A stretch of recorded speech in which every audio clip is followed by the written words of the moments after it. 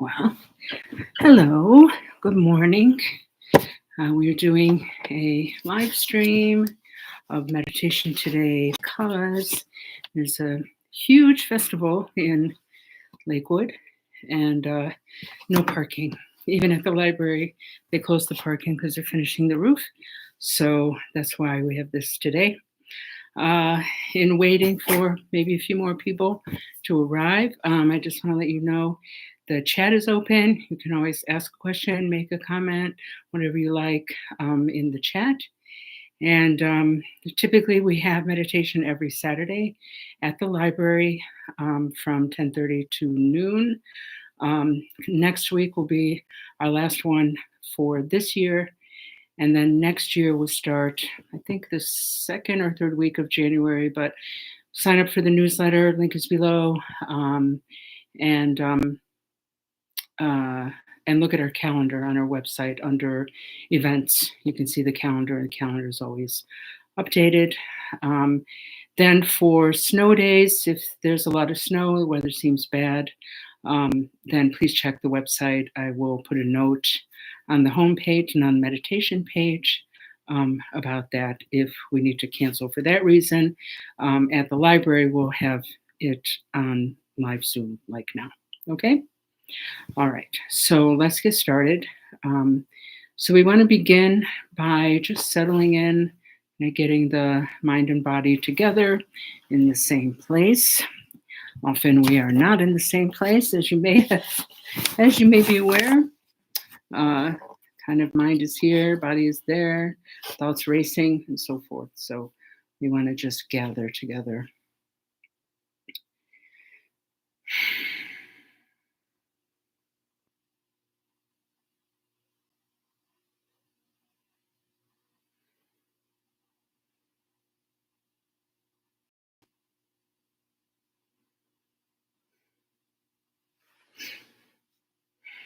Hungwargenugin, Chanson Pamakasadum Polang, Centrikin Dune. Pamanjanashi Sutra, Kudukunduma Pekwa Keki Jisuda, the Kitchen, Cheshisuso, Kudukamasiti, Kusanta Sankara Shidisen, Pamakana Shuna, Susonatanta Tangas, Sakataman, so Mamijaki, Kipotane, to Susangagan in one, and such a good suit as about when a mishata, so one death.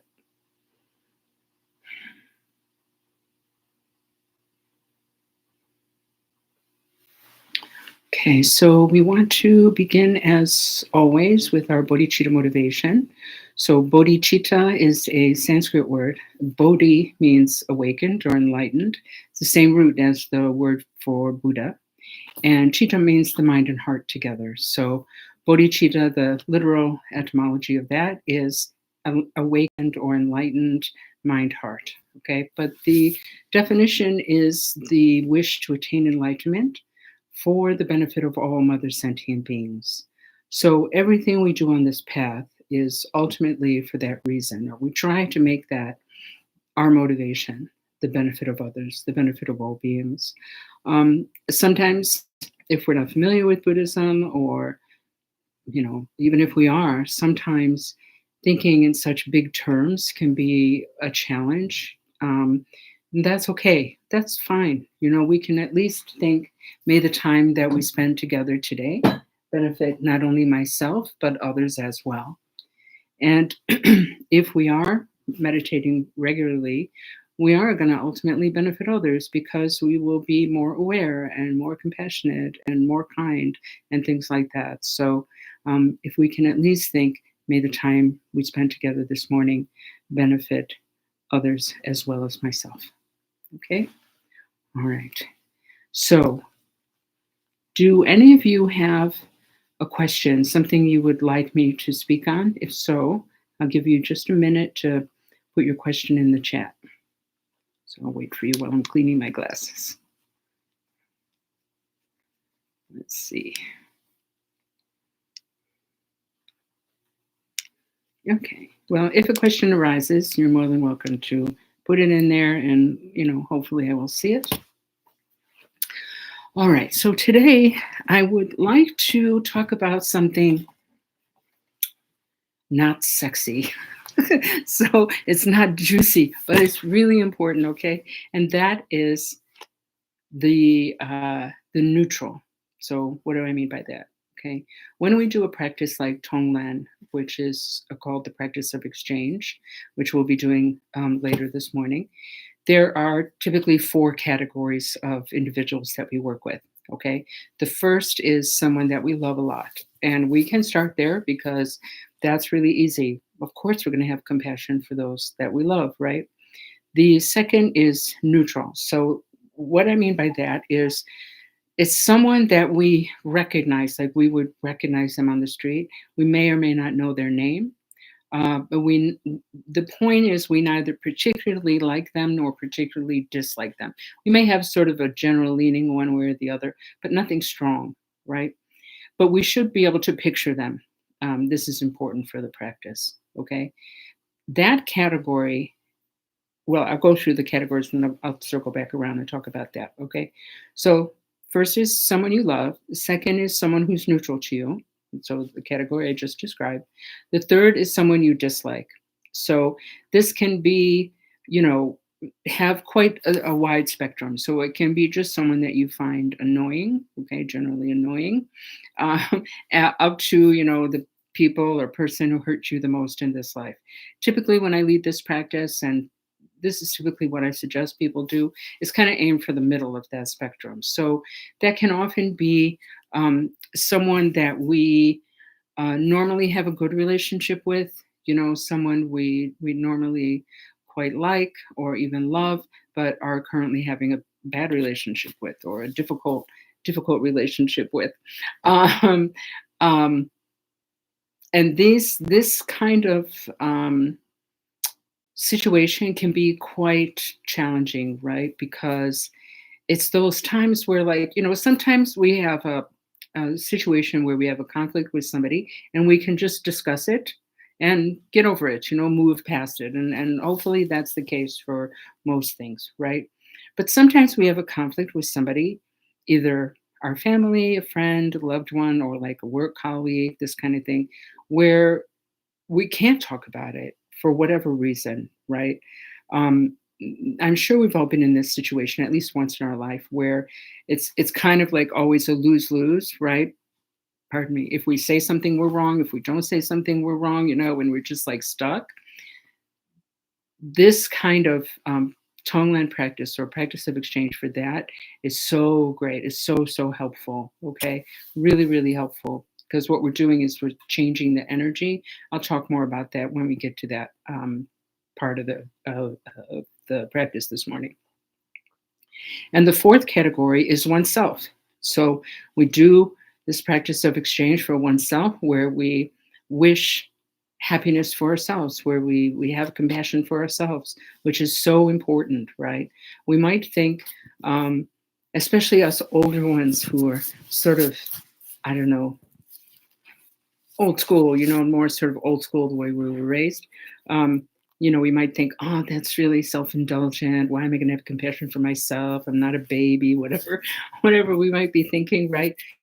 But it's not about that. It's not about being self-indulgent. It's about just being skillful, right? If we don't have compassion for ourselves, it's very hard to have compassion for others, to have full compassion for others.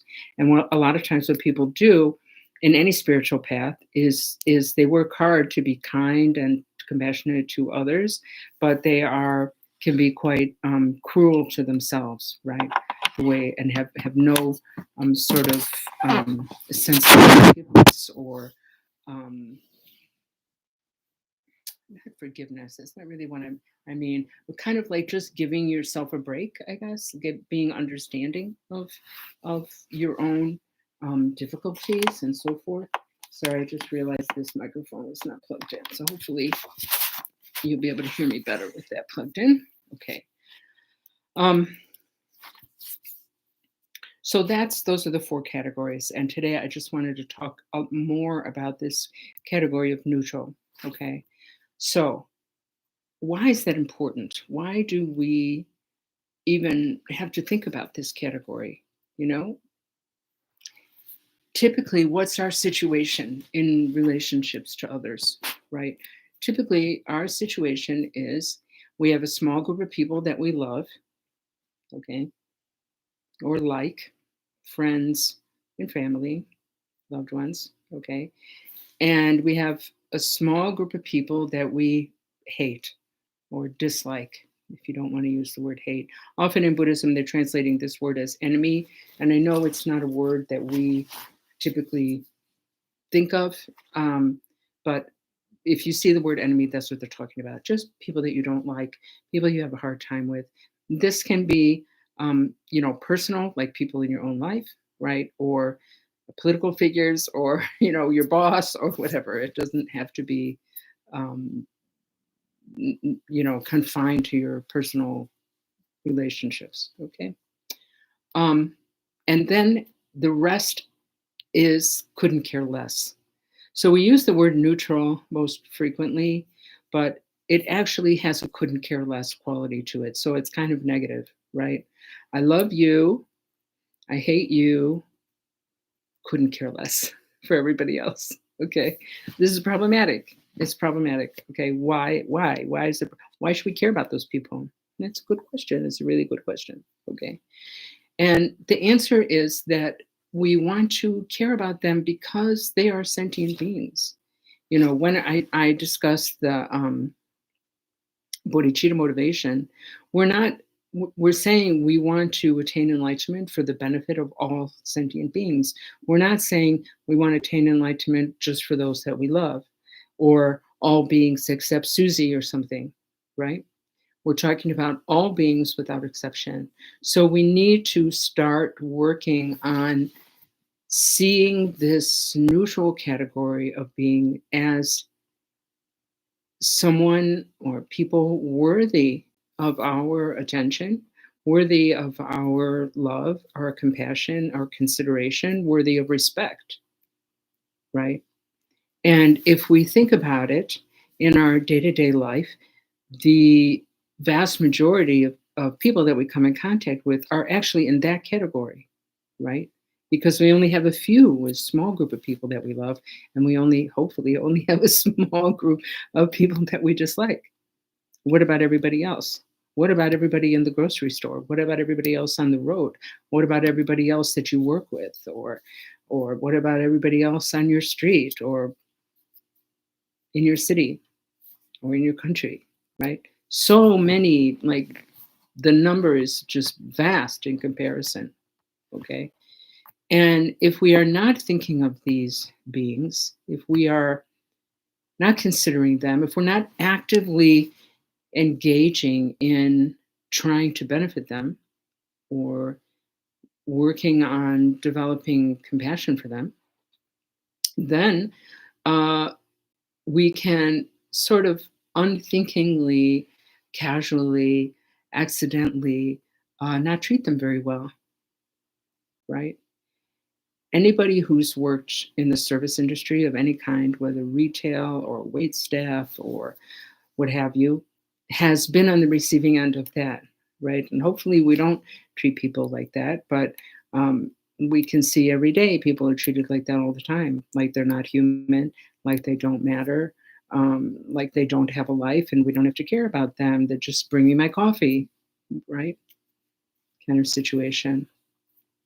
So we don't want to do that.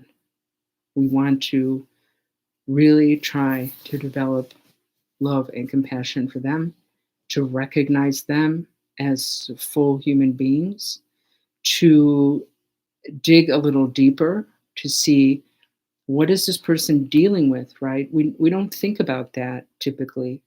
And this is not an invitation to feel guilty or, feel bad about yourself or whatever. That's not the point. It's not what we should be doing. Okay. But it is something to like just look at honestly, yeah, and see like, am I doing that? Am I not caring at all? Am I not seeing like, you know, I'm sure you've seen this kind of meme or heard this type of phrase before. It's just, everybody's fighting a battle we know nothing about, right? So someone who, okay, I'll tell you the story. So my family were funeral directors, okay, and My dad had a funeral home in Garfield Heights and in Broadview Heights. And after he retired, my brother took over. Okay. And my brother said that he was driving home because we lived above the funeral home, or he lived at that point. I was long gone, but he lived above the funeral home. So he said, I'm going home. And there's this driver in front of me, and he's driving like a maniac. He's driving like a crazy person. And my brother was like, and I was getting so mad at him. And, I just wanted to yell at him. And I wanted to flip him off. I wanted to just be like, what are you doing? You're insane on the road, Then he said, as he got nearer to the funeral home, he saw this guy pull into the parking lot of the funeral home. And my brother, ended up pulling in at the same time and met him at the door. And it turns out this guy's wife had just died. And he was driving to the funeral home like that because he was so upset about his wife dying and he needed to make the arrangements, So we don't know. We have no idea what people are going through. And it's not like we can magically discover what people are going through. So the default that we want to develop is having love and compassion and understanding for everyone, because we can't see what they're going through. We don't know what's happening in their life. We don't know if someone just lost their wife. We don't know if someone just found out they had cancer. We don't know if someone has had bad day after bad day after bad day and it just can't take it anymore. And so kind of loses it, right? So we lose nothing, speaking of losing, right? We lose nothing by approaching everyone with love and compassion. Now,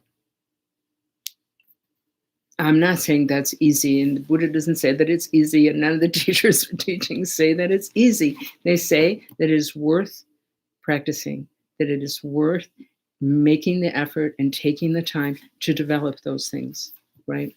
To develop this, what they call boundless. There's something called the four boundless. So it's boundless love, boundless compassion, boundless sympathetic joy, and boundless equanimity or impartiality. So you can see other videos on this channel about all four of those things. But we don't lose anything by that. So sometimes people feel like being loving and compassionate for all beings is a position of weakness, right? We can become afraid of that. We can feel like if I do that, then people are going to walk all over me, right? I can't be kind to everyone because people will just take advantage of me. I have to show them that I'm tough and, mark my territory and stake my boundaries and stick to that no matter what. Okay, that's a choice. We can certainly make that choice if that's what we want to do.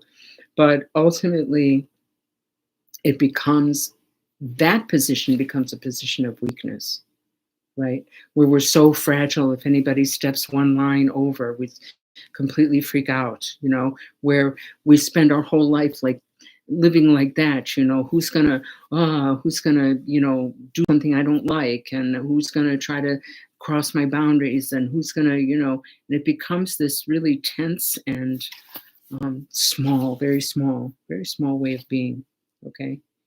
Rather than having love and compassion for all beings, having compassion whether that person is acting in a way that we like or not, having compassion for them. Now, please understand, this does not mean that we're not allowed to have boundaries, okay? It doesn't mean that we're not allowed to stand up for ourselves, that we have to let everybody in. No, it's not so much about what we do as like what's in our heart. So what do I mean by that? So we can, in an extreme example, let's say we have someone in our life who is abusing us, okay? We can sort of kick them out of our lives with compassion. Possible. or we can kick them out of our lives with hatred. Either way, we're kicking them out of our lives, right? So what is happening in our heart is the issue there. So let's say someone's abusing us and we've made the decision, like, this is not a fixable situation. So I need to go no contact with this person, let's say, and just not have them in my life. Or, so we can't always do that. Sometimes we have to, sometimes we're in a situation where that's not possible, right? They're our boss or they're our neighbor or something like that, and we have to have some contact with them. Okay, but like low contact. So let's say we get to that point of like, okay, I've tried to work out with this person, and like it's not going to work out. So I've tried everything, and I just need to cut them out of my life. That's okay. We're allowed to do that. We're allowed to do whatever we want. But I mean, according to the teachings, like that, no one would see that as a fault. Okay, the fault comes in what's happening in our heart when we do that, right? If we're doing that out of anger and hatred, that's a problem. That's considered a negative act. If, however, we're doing that out of love and compassion, it's a positive act. So how can you remove someone from your life? That sounds a little bit murdery. I don't mean that. But like, how can you go no contact, let's say, from a standpoint of compassion? Okay. Well, there's compassion for yourself. There's no reason, there's no teaching that says we have to be a martyr. Okay. So there's compassion for yourself, to not just continue to allow yourself to be abused, right? And there's also compassion for that person, because we're not doing them any favors by allowing them to continue to abuse us. In fact, if we can end that by, let's say, going no contact with them, then it's better for them, because then they're not creating more negative karma for themselves by abusing us. Now, of course, that doesn't mean they'll just suddenly stop abusing other people in their life, right? But if we come at it from that standpoint of compassion for myself, compassion for them, we can still remove them from our relation, just stop having a relationship with them and have love and compassion for them, right? So a lot of times this is an issue for people when we talk about compassion in general, because they think compassion, if you have compassion for someone who did something wrong, people mistakenly believe that means you think what they did was okay. No, no, no. If somebody kills your neighbor, the teaching isn't to run out there and say, oh, that's great that you did that. Why don't you come kill me too tomorrow? No, that's not the right way to see it, right? We have compassion for them and call the police so they go to jail so they can't hurt anybody else. Where does the compassion come? Why should we have compassion for, I'm taking an extreme example just because it's easier, for someone who killed somebody else? Why should we have compassion for them? It's a good question. It's a valid question. We should have compassion for them because 1.1 is every single thing that we do, and please examine this for yourself and see if it's true or not. Okay, if it's not true, that's fine. If you don't find that it's true, you just abandon it altogether. Okay.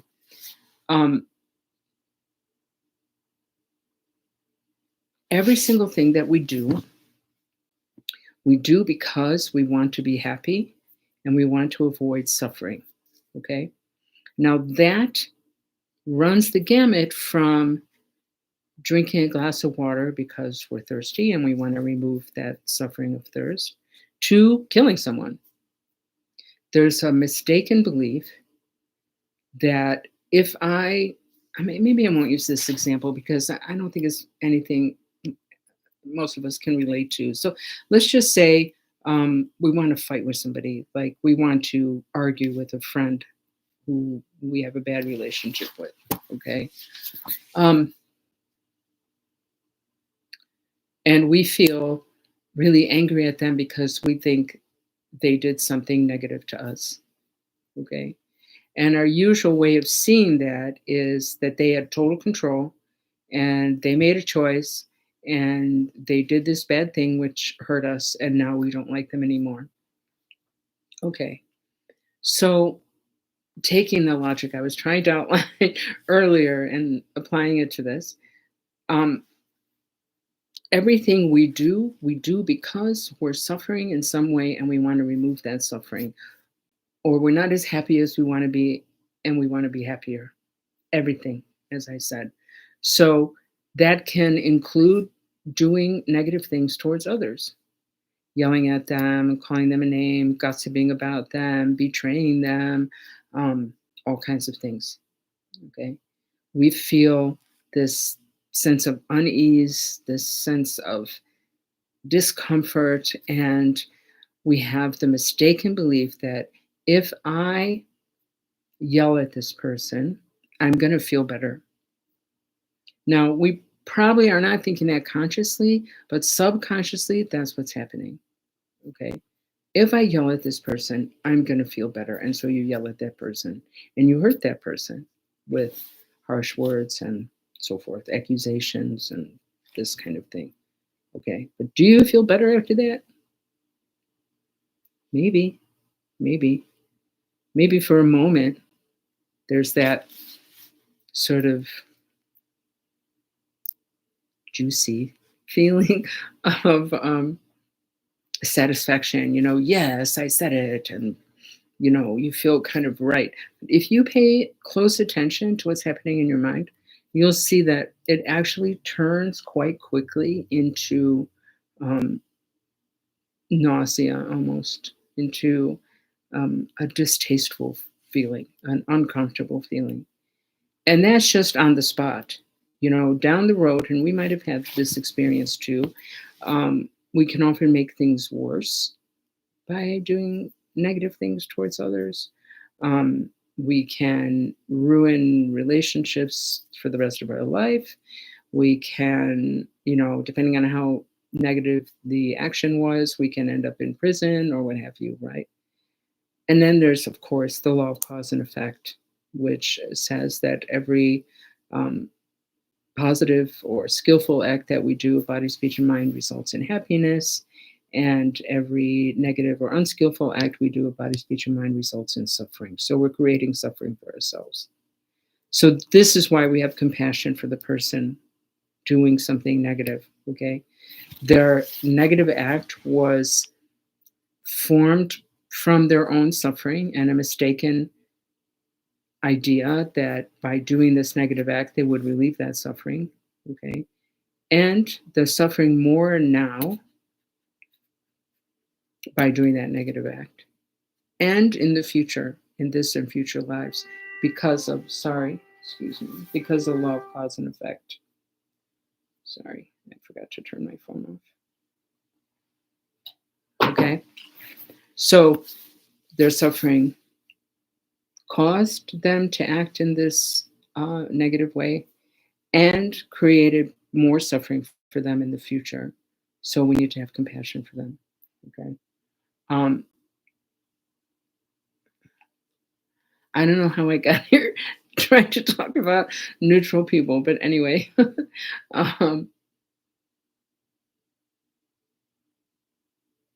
Yeah, I think I was going from like how we don't know what people are going through. Yeah, we don't know what people are going through. And we want to like humanize them. We don't want to see them as just cardboard cutouts or just ants or, obstacles in our way, right? Okay. So any questions before we go on to the meditation part?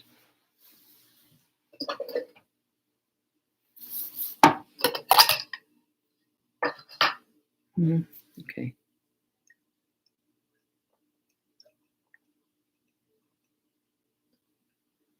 All right. So let's do some meditation now. So if you're sitting on the floor, then you just want to Cross your legs in whatever way is comfortable for you. If you're in a chair, then you want to just have your feet flat on the floor in front of you. Okay, all the other instructions are the same. Okay, all right.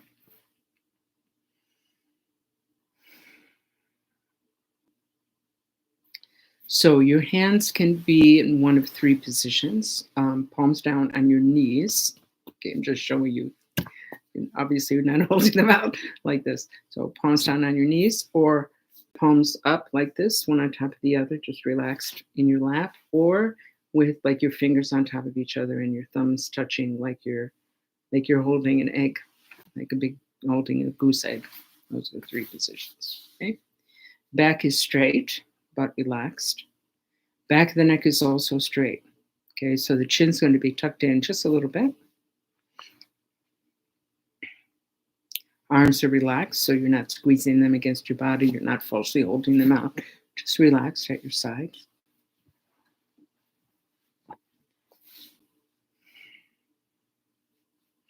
The shoulders should be back a little bit. In the instructions, it says like a vulture's wings. So you just need to kind of just roll them back once. I mean, you can roll them back more if you like, but one should do it. And you'll see it kind of opens up the chest. Okay. Again, chin tucked in a little bit.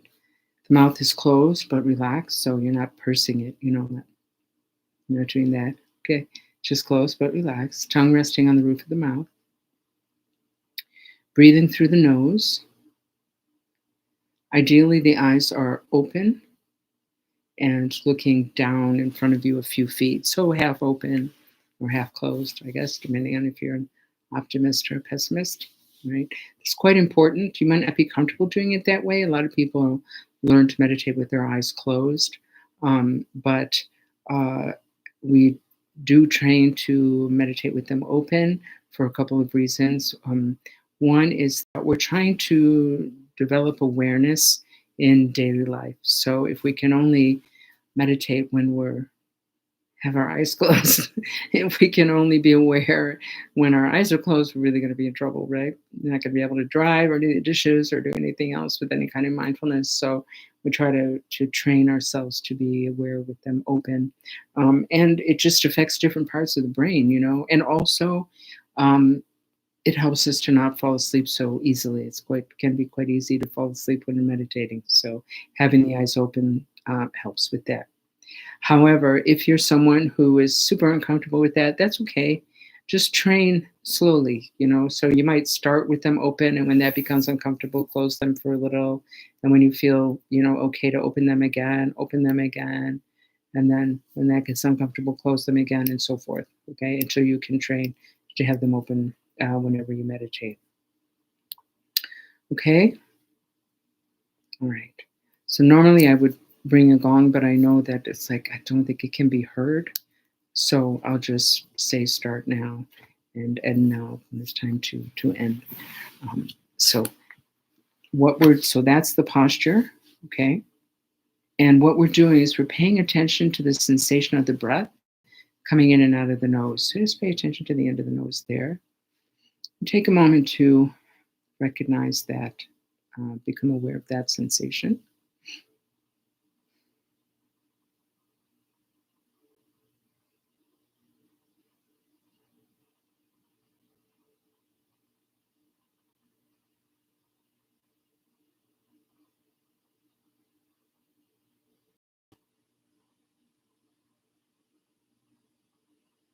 Okay.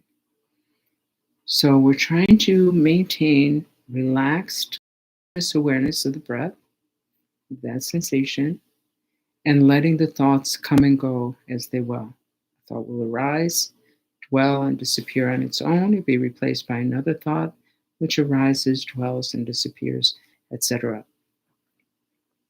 What we want to do is just let that happen without getting involved in those thoughts. We want to avoid running after them. Inevitably, we're going to run after them. So as soon as we notice that we've gotten distracted, just bring the mind back to the breath. It's as simple as that. Okay, so please begin that now. Aware of the breath, letting the thoughts come and go.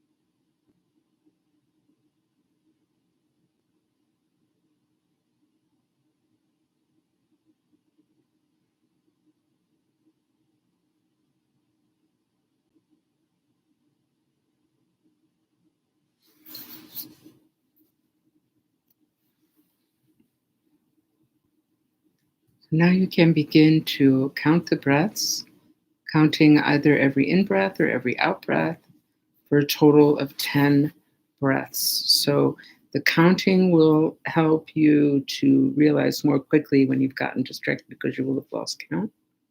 So as soon as you realize that, like let's say you get to whatever, 4 or 5, and you just start running after some thought and get totally lost, and then you realize, oh, I lost count. Then as soon as you realize that, no big deal. Just bring the mind back, start again at 1. If you get to 10 without losing count, don't get distracted like that, which can happen sometimes. Just come back, start again at 1. So please begin that now if you like.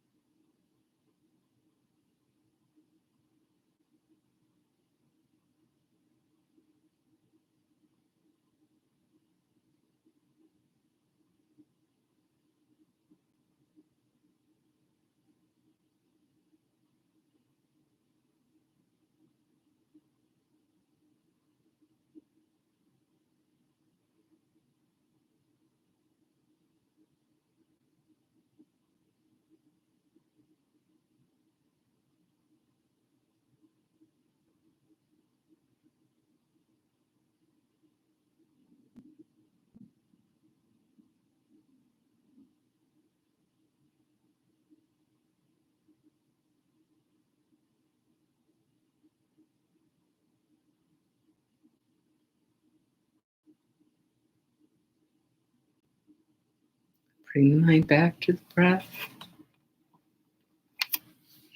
Nowhere to go, nothing to be, just relaxing in awareness here and now.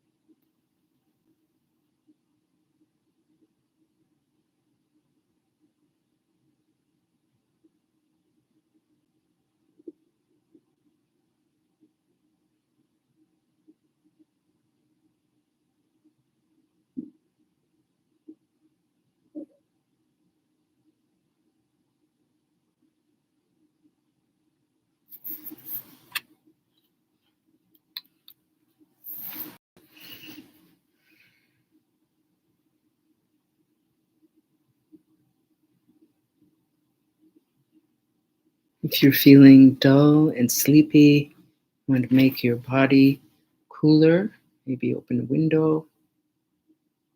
You take this as your hand posture. It tends to tighten up the mind a little bit. Look up, look out the window, look into a light.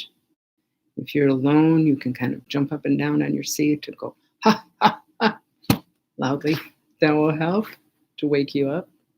If, on the other hand, you're feeling very speedy and sort of over concentrated in a sense, and you want to do the opposite, make your body warmer, put on a blanket or a sweater, make the room a little darker, and put your hands palms down on your knees, and also close your eyes for a little bit until you feel more relaxed, and then open them again. So we need to sort of keep track, right, of like where we're at, what sort of state our mind is in while we're meditating, so we can make the proper adjustments to bring us back to the center.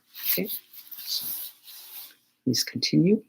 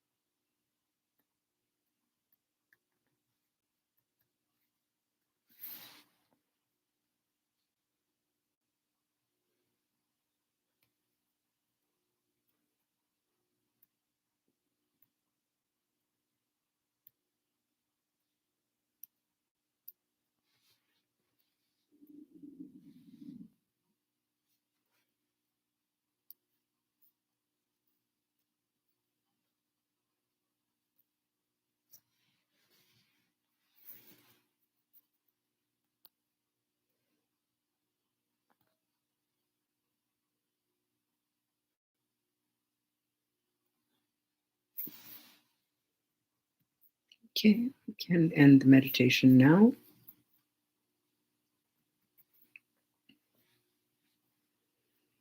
What questions do you have for me? You can put them in the chat.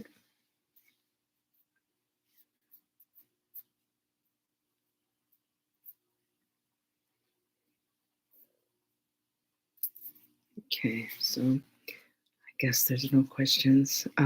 If you do have a question and you're just taking some time to compose it, you can just put in the chat, like, please wait, and then I'll see that and I'll know to wait for you to finish your message.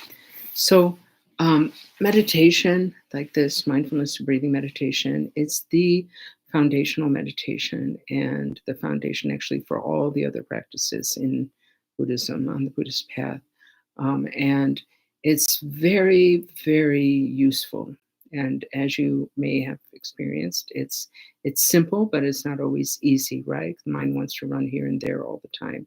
So we're just creating a habit of paying attention, a habit of being in the present moment. Yeah. Normally, if we look what's happening with our mind, we're always running all over the place, one thought following after the other, just racing, and like we're not here, right? We're not present. We're not here and now. We're at the Thanksgiving dinner that just passed. We're at the Christmas dinner that's coming up. And then we're at, whatever, our birthday when we were 5 years old, and then we're at, when are we going to die? We're just all over the place all the time. So if we're all over the place all the time, then we can't really progress on the path, right? Because we're not dealing with the mind. We're not aware of what's happening. We're just like zombies. Yeah. So this is one of the reasons why we meditate. Another important reason is that through meditation, we start to learn our own mind. Yeah. We start to see, like, wow, I'm really distracted, or wow, I have a lot of anger, or um, yeah, I didn't realize that was even an issue, or this is what jealousy feels like. We get to really know our mind in a way that is not possible without meditation, actually. And the more we know our own mind, uh, the more we know the minds of others. Now, that doesn't mean, that means we can read others' minds. It doesn't mean that. It also doesn't mean that, we're all one mind, it's very groovy and we just all one mind. It doesn't mean that either. It just means that our minds work the same. Why I understand what jealousy feels like, because I experienced jealousy and I know that's what jealousy feels like. And when that person feels jealous, that's the kind of suffering they have, because I know that suffering. It's like that. Yeah. We see the suffering of things we don't normally associate with suffering, like being angry, being jealous, uh, proud. All these things have suffering that comes with that. So the more we know our own mind, the more we can understand and have compassion for others. The more that we meditate, the more we'll be able to be in the present moment, and the quicker we will be able to realize what's happening in our mind, so that we can catch things when they're small. If you take anger as an example, like I think I talked about that last week or maybe the week before. If you take anger as an example, yeah, anger doesn't begin as rage. It doesn't begin as rage. It begins as minor irritation, some minor irritation that eventually becomes annoyance, that we feed and feed and feed without even realizing it until it becomes rage. Yeah. So it's much easier to deal in the mind with feeling frustrated or a little bit annoyed than it is to deal with rage, right? It's like once we're in a rage, there's not much we can do, right? We're kind of out of control. So for those and many other reasons, meditating is really, really helpful, very skillful tool in our toolbox of life. All right. And so we want to, if possible, make that a daily practice. Now, that doesn't mean we have to sit for 2 hours a day, okay, or get up at 3 in the morning to meditate. It does mean just to keep Figure out a time of day and a length of time that works for you, and try to do that every day. It can be in the morning when you first wake up. It can be, after breakfast. It can be during your lunch hour, when you get back from work, before dinner, or before bed. It's up to you. Every person's different, right? But if you have a regular practice, it's going to really, really benefit you. Really, please trust me on this. Um, just try it, and you'll see. You will see the benefit that comes through meditating on a regular basis. If we only meditate when we feel like it, like, how often do you really feel like meditating? Not that often. And probably if you really feel like meditating, you're kind of already calm and in a good spot. So, it's really good to meditate when you're bored, when you're tired, when you're sick, when you're angry, when you're jealous, all these things. We can meditate during those times.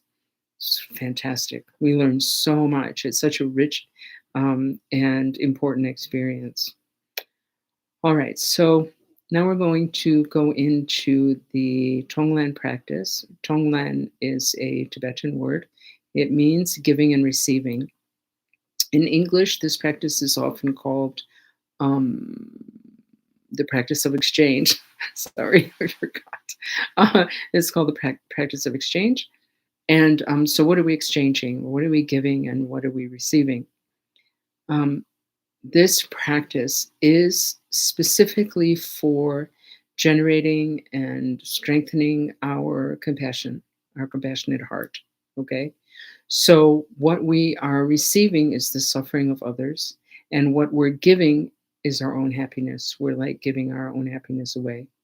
So, this might sound,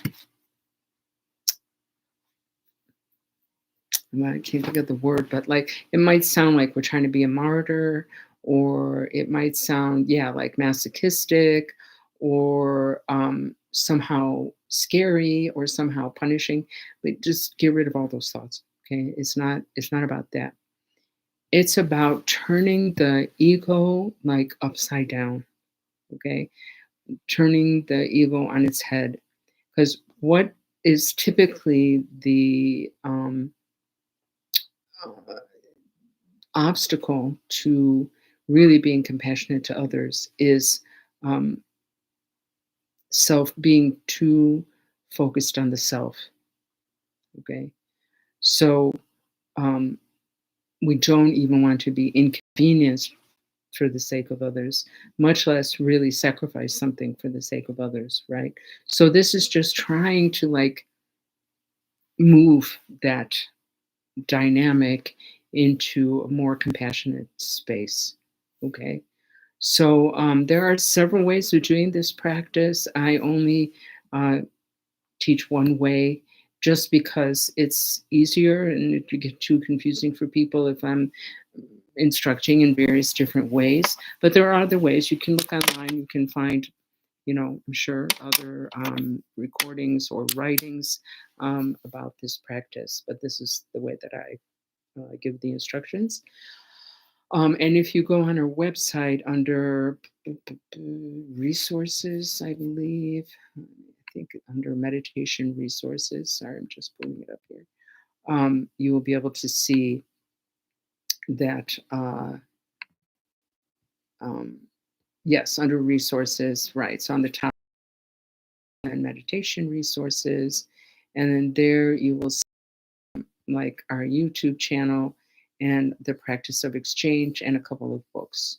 So under the practice of exchange, yes, you'll come up with an outline of how to do the practice as you can just print out for yourself and keep next to your meditation space. You can also just come back to this channel. I have, a whole bunch of guided meditations here, just like we're doing today. If you feel like you need some guidance with meditation, and we have a couple playlists and stuff like that. So you can always check that out. So there are 5 stages to this practice. The first is just resting the mind. So we're if we do nothing with our mind, okay, we're just distracted, like I described earlier, right? The mind's running all over the place, okay? Um, If we're concentrating, that's the mindfulness aspect, right? Mindfulness breathing practice, then we're trying to focus the mind. In that case, trying to focus the mind on the breath, sensation of the breath. But there's another thing called just resting the mind. So in this practice, we just let the mind settle. So we're not running all over the place. We're also not trying to focus on anything, but we're not distracted.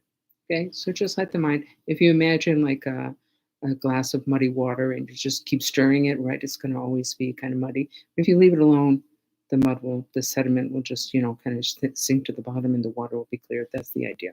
Okay, so normally I have, I'll test it later. Maybe it will work on YouTube. It doesn't work on Zoom for some reason, but I'll see if I can ring something that you can actually hear. But normally I would ring the gong, listen to the sound as long as you can hear it, and then you let the mind rest. In this case, I'll just tell you, please rest the mind, and then we'll go into the next stage. Next stage of the practice, next stage is the visualization aspect. So we're just picturing, we imagine a white light in our heart center, and we consider we're breathing in gray smoke. All the smoke dissolves into the white light, which is important. It's transforming, okay? And then we breathe out white light. Then the third stage is we choose an individual, work with an individual, okay? And that's what I talked about earlier. Yeah, someone you love, someone who's neutral, someone you dislike, and yourself.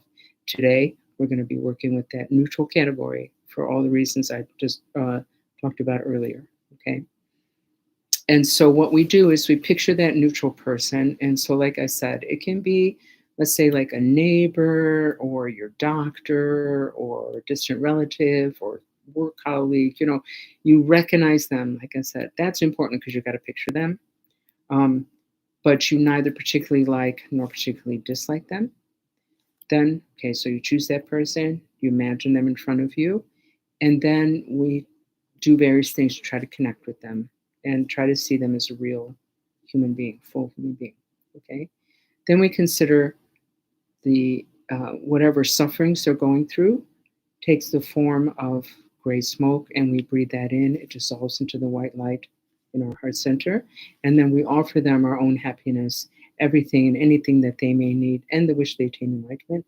All of that takes the form of white light. We breathe that out. When the rays of light touch them, their suffering disappears. So I'm gonna walk you through all this, so don't worry too much. I'm just trying to give you a general overview. A lot of times people will get kind of distracted by their questions and misunderstanding, and then they're not able to fully do the practice. So that's why I try to explain ahead of time. So that's the third stage. The fourth stage is that exact same process, but with all sentient beings. So we picture them all around us, breathe in their sufferings, breathe out happiness to them. And the fifth stage is just bringing the mind back to the breath. Okay? Any questions before we start? I don't want you to be distracted. Should we play hold music? Please hold. Waiting for questions to load. Okay, no questions, I guess. Good. All right.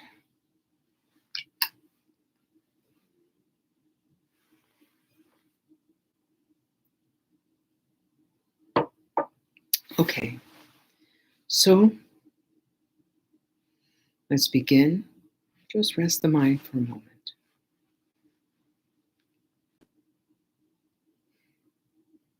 And this one, if you want to close your eyes, please feel free. It's a different kind of practice.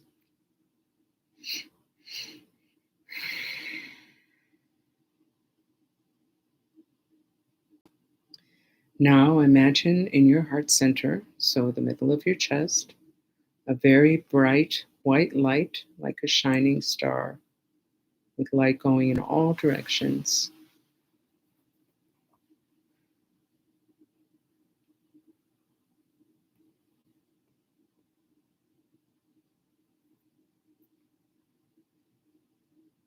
Now imagine that you're breathing in gray smoke, hot, dark, and heavy, through all the pores of your body.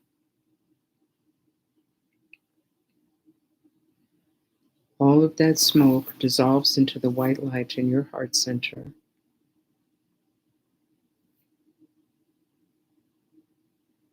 Until there's not a single particle of smoke left. There's only light.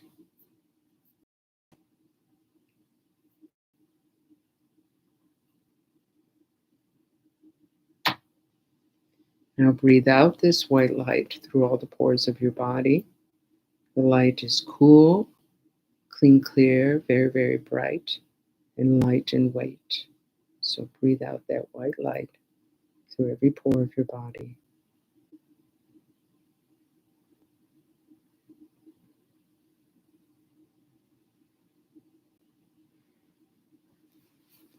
Okay, now imagine in front of you someone who's neutral to you as described. So neighbor, checkout person at the grocery store, distant relative, this kind of person. Just picture them there.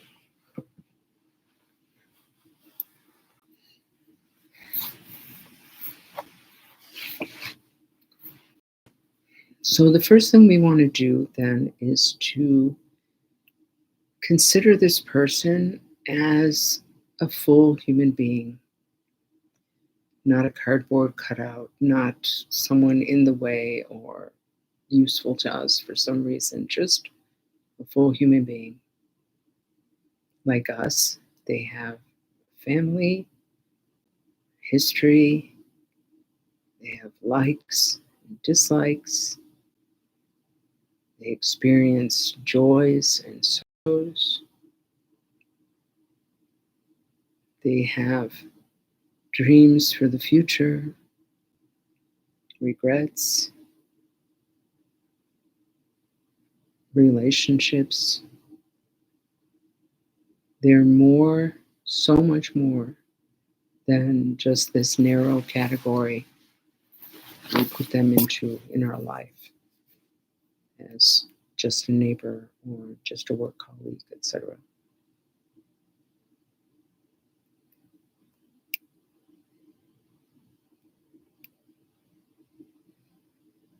It's important to know that we share one thing in common with every single sentient being. So every person, every animal, and that is the wish to be happy and the wish to avoid suffering. And we share that with this person that we're considering today, who fits this category of neutral. Like us, they want to be happy. Like us, they want to avoid suffering. And unfortunately, like us, they suffer nonetheless. So because we don't know them very well, we probably don't know exactly what they're going through. That's okay. We just consider whatever suffering they're experiencing physically, like they might be sick or have some other kind of physical problems, emotionally, mentally, maybe they suffer from addiction or anxiety, depression.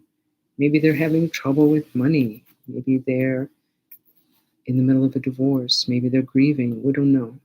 Okay? Unfortunately, we can be sure they're suffering one way or the other. We don't have to know exactly what, but we consider whatever it is they're going through takes the form of gray smoke, hot, dark, and heavy, and it leaves them and it comes to you. And without any hesitation, with just loving compassion towards them, breathe that in through all the pores of your body. And all of that hot, dark, and heavy smoke dissolves into the white light in your heart center until there's not a single particle of smoke left. There's only light.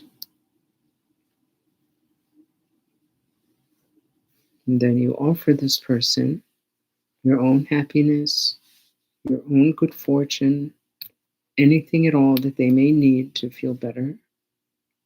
And that takes the form of white light, cool, clean, clear, very bright, light in weight. And we add to that also the wish they attain full enlightenment.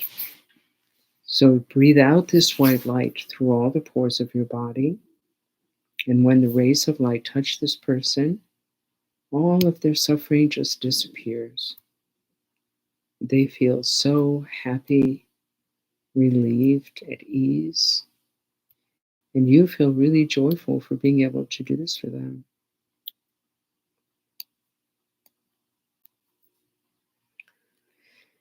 Now we move on to all sentient beings. So, first thing we want to do is picture them all around us. So, in front, as many beings as you can conceive of, stretching all the way to the horizon. To the right, same thing, as many beings as you can imagine, all the way to the horizon.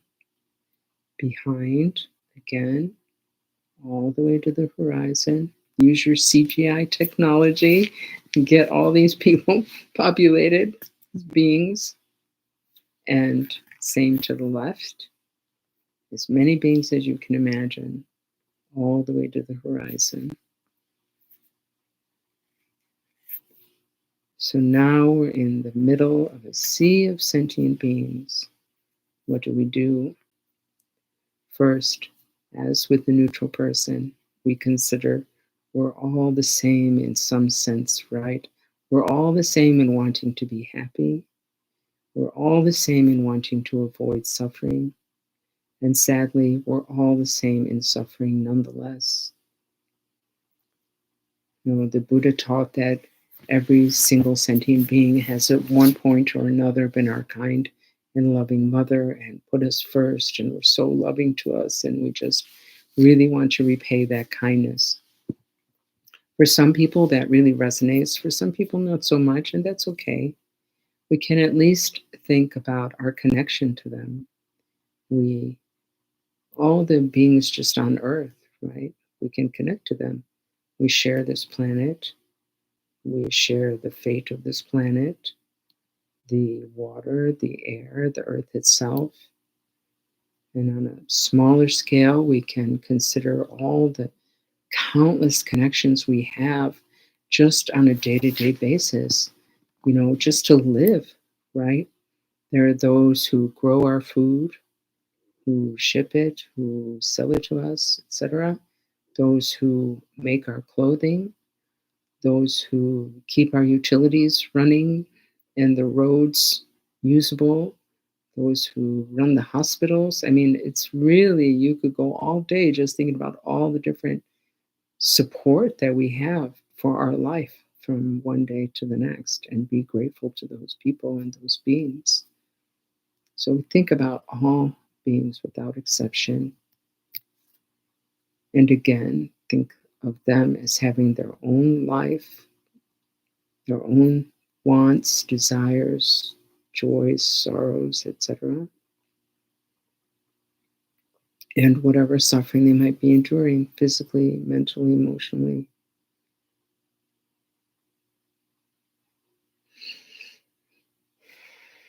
And then we consider that all of their suffering, whatever it is, takes the form of gray smoke, hot, dark, and heavy. It leaves them and it comes to you. And with a great deal of courage, of love and compassion, you breathe that in through all the pores of your body. All of that smoke just completely dissolving into the white light in your heart center until there's not a single particle of smoke left. There's only light.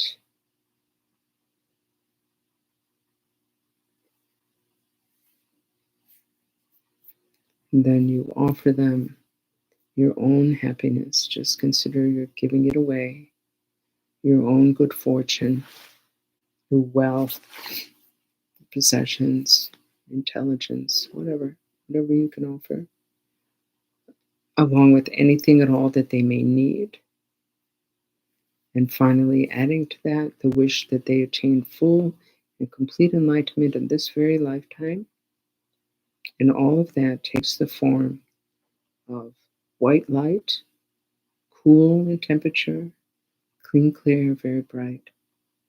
You breathe out this white light through all the pores of your body, the light going in all directions as far as the eye can see. And when these rays of light touch all these beings, each individually, their suffering just lifts off of them and disappears like fog in the morning sun. And they feel so peaceful, so relieved of this burden, happy and joyful. And you feel joyful for being able to do this for them.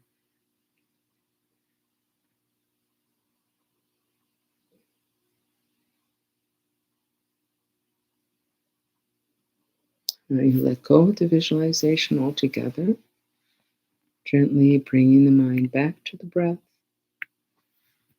allowing the breath to keep the mind in the present moment, here and now.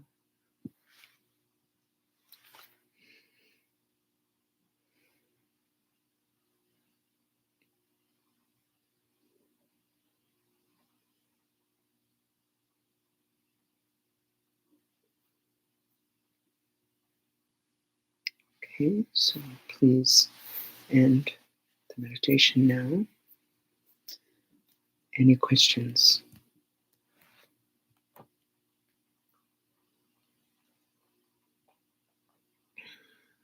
Okay. I'm going to share my screen with you. I shall try anyway to share my screen with you. We're going to say the closing prayers now. I'm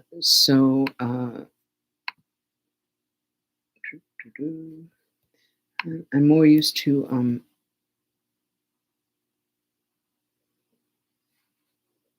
share audio. I'm sorry, I thought this was going to be really, I guess it's not. Let's see, what is this? Send feedback. No. Okay, well, I'm having trouble sharing this. Let's see. Sorry, I'm going to give it one more sec. Meanwhile, if you look in the description under, there should be a link for the prayer. So why don't you do that? And I'll see one more time if I'm able to share this.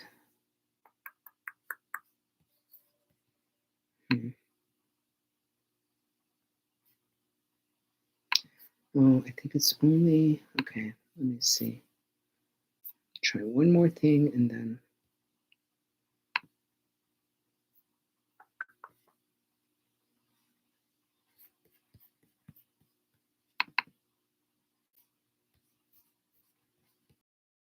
Okay, that should work.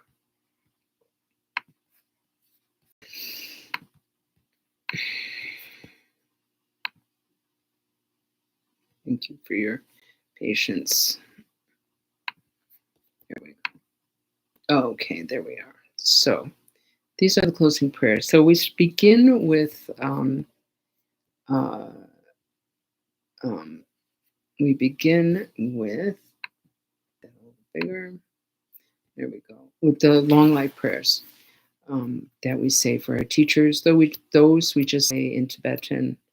And then on the next page, I'll let you know. Let's do this first, okay? Long life of His Holiness the Dalai Lama.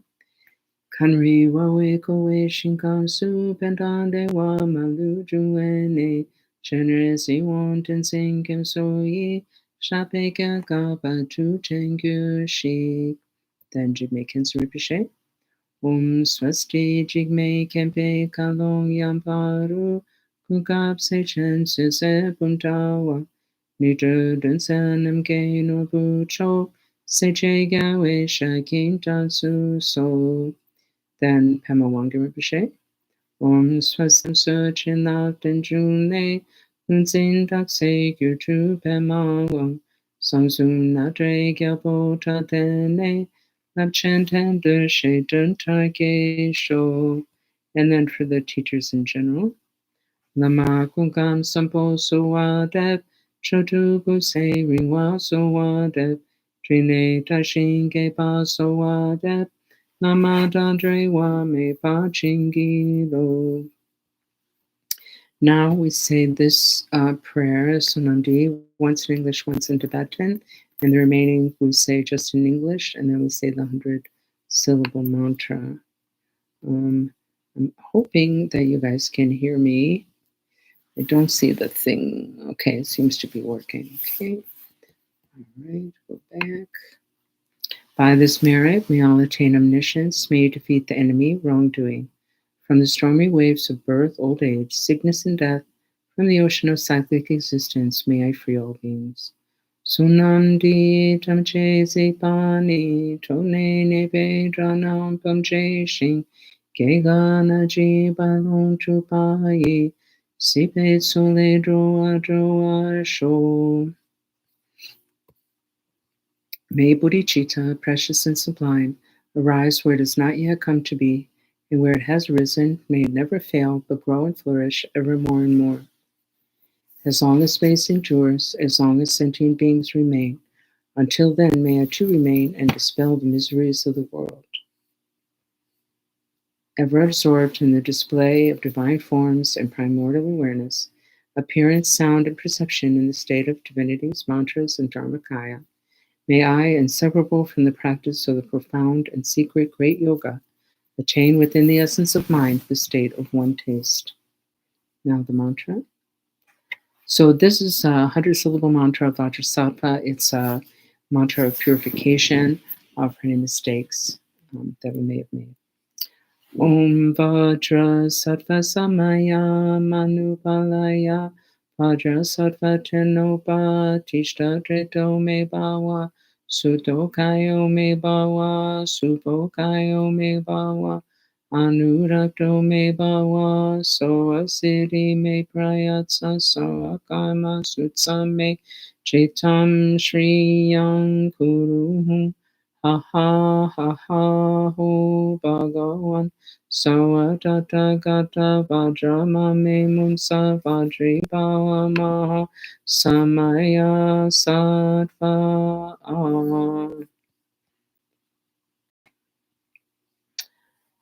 Okay, so that's it for this morning. So thank you so much for joining. We do the live stream every Sunday, whether we're at the library or not. It's just some situations we only have the live stream, like today, or if the weather's bad, and we're also coming up on our winter break, so we won't be doing during that time probably. So if you're not signed up for the newsletter, that's the best way to know what's going on. We also have a calendar on our website under events, which is 99% of the time completely up to date. It's a little too difficult because I'm pretty much the only one doing all this stuff, and it's only 24 hours in a day, and I forget. And I'm very grateful for the help that I do have. But anyway, if things are unresponsible, if things aren't perfect. But anyway, thank you again for joining, and it looks like a beautiful day today. So I hope you enjoy your day and your week, and I'll see you next week. Okay, bye.